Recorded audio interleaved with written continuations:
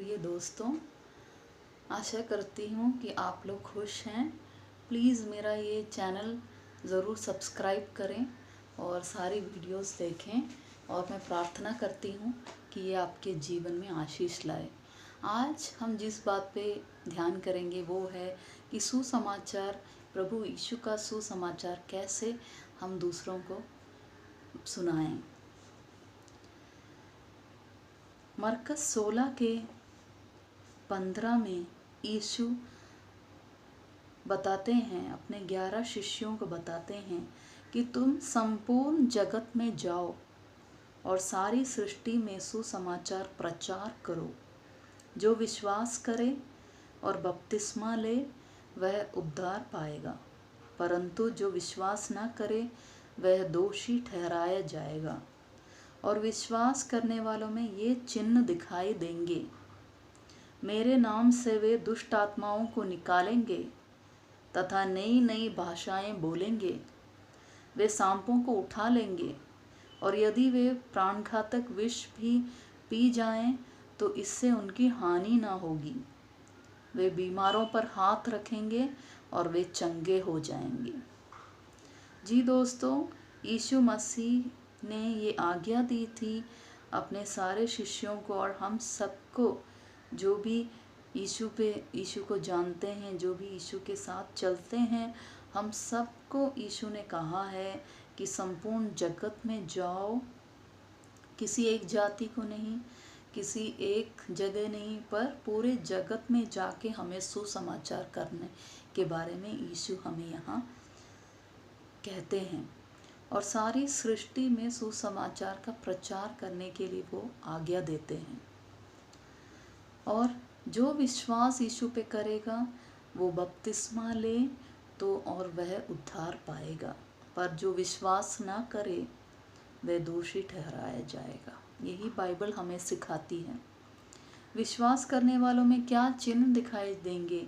ये यीशु कहते हैं कि यीशु के नाम से दुष्ट आत्माओं को निकाल दिए जाएंगे। काफ़ी लोग हैं दुष्ट आत्माओं से परेशान हैं, उनके शरीर में दुष्ट आत्मा काम करती है। ऐसे लोग जब यीशु के पास आते हैं, अपने पापों की क्षमा पाते हैं, दुष्ट आत्मा उनसे, उनके अंदर से बाहर निकल जाती है और नई नई भाषाएं बोलेंगे जो भी यीशु के विश्वास में आते हैं।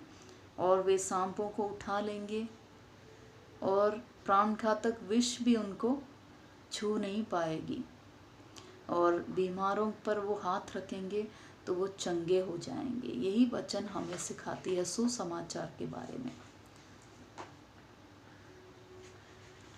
आगे लूका 9 में यीशु अपने चेलों को सेवा के लिए भेजते हैं और वो यीशु ऐसे कहते हैं उनको, तब उसने 12 को एक साथ बुलाया और उनको सब दुष्टात्माओं पर और बीमारियों को चंगा करने के लिए सामर्थ और अधिकार दिया।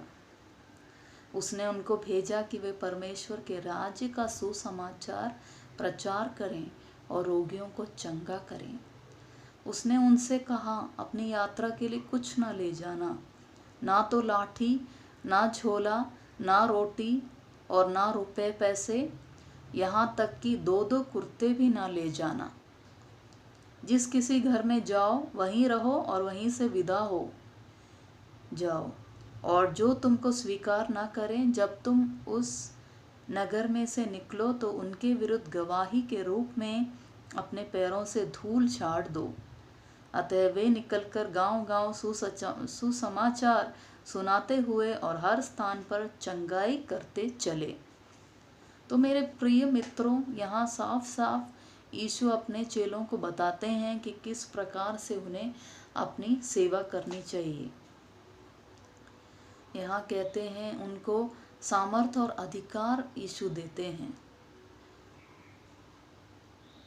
और सुसमाचार प्रचार के साथ साथ रोगियों को चंगा करने का भी उनको नियम देते हैं और कहते हैं कि जब तुम यात्रा के लिए तैयार हो, जब तुम जा रहे हो, कुछ हाथ में तैयारी मत करो, क्योंकि प्रभु ईश्वर सब तैयारी अपने तुम जब उनके साथ चलोगे वो सब देखभाल कर लेंगे, वो अपनी तरह से तुम्हारा ख्याल रखेंगे।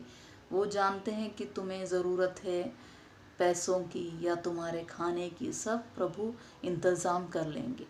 तो तुम्हें ना तो लाठी, ना तुम्हें झोले के बारे में सोचना है, ना रोटी ना रुपए के बारे में सोचना है, और अपने कपड़े क्या है उसके बारे में चिंता नहीं करना है, क्योंकि प्रभु सब देख लेंगे। तुम्हें बस सुसमाचार प्रचार करना है। ज़रूरी नहीं है कि हम कहीं जाएं, जहाँ भी हैं, हम जिस जगह पर हैं, हम दूसरों को यीशु के स्नेह के बारे में, वो जितनी शांति देता है उसके बारे में, उसकी अच्छाई के बारे में जब हम अपने दोस्तों को बताएंगे, उनके जीवन में प्रभु यीशु ही काम करेंगे और उनके मन में पश्चाताप करने की इच्छा होगी और वो यीशु को जानेंगे और गहराई से, और उनके जीवन में चमत्कार होने लगेंगे।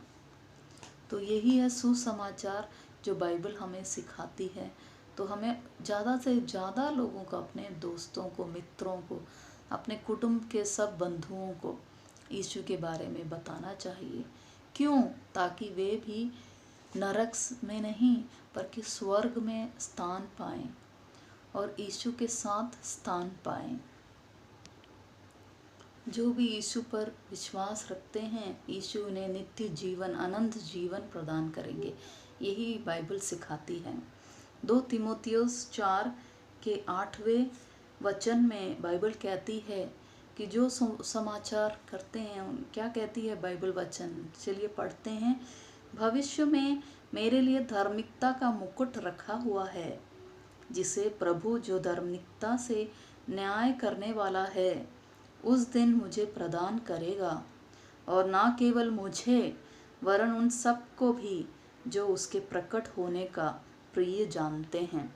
तो दोस्तों, हम क्यों सुसमाचार दूसरों को बताएं, ताकि दूसरे रक्षा पाएं और वे भी, जब हम यीशु के साथ अनंत जीवन व्यतीत कर रहे हों, हमारे पड़ोसी, हमारे दोस्त लोग भी, हम वहाँ मिलें उनसे और वो भी कहें, अरे इसकी वजह से, अगर तूने मुझे सुसमाचार नहीं सुनाया होता तो मैं यहाँ नहीं आता।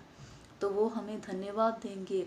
और प्रभु यीशु हमें यहाँ बताते हैं कि धार्मिकता का मुकुट हमारे लिए रखा है जो सुसमाचार करते हैं।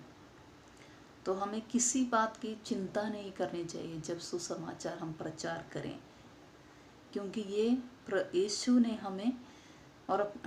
ने हमें बताया है कि हम सबको उनके प्यार के बारे में दूसरों को बताएं।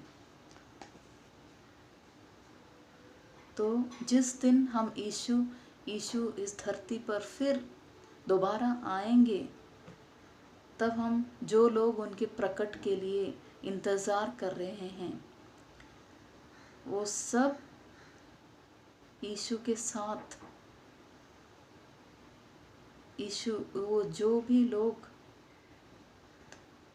यीशु का इंतज़ार कर रहे होंगे भविष्य में, उन सब के लिए धार्मिकता का मुकुट रखा हुआ है। तो मेरे प्रिय मित्रों, बाइबल कहती है कि स्वर्ग खुश होता है जब एक पापी अपना पश्चाताप करके परमेश्वर के पास वापस आता है।